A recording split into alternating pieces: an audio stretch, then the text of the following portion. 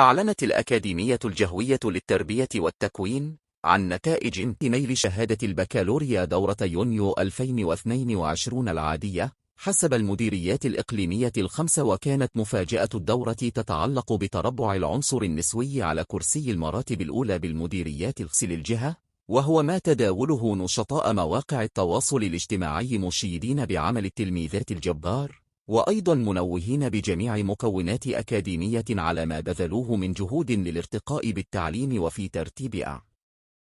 المعدلات على صعيد جهة المغرب. جاءت التلميذة شباكي هبة في المرتبة الأولى بالجهة 19.03 بمسلك العلوم الفيزيائية بمؤسسة عمومية، متبوعة بالتلميذة فريش وئام بمسلك العلوم الفيزيائية بمعدل 18.93 عن مؤسسة خاصة، والتي احتلت المرتبة الأولى ببني ملال، والثانية جهويا، واحتلت مبتكر هاجر عن الفقيه بن صالح المرتبة الثالثة جهويا، لا محليا بمعدل 18.79 بمسلك العلوم الفيزيائية بمؤسسة عمومية. أما المرتبة الرابعة جهويا والأولى بأزيل فكانت من نصيب التلميذة أوقيت شيماء بمعدل 18.64 بمسلك العلوم الفيزيائية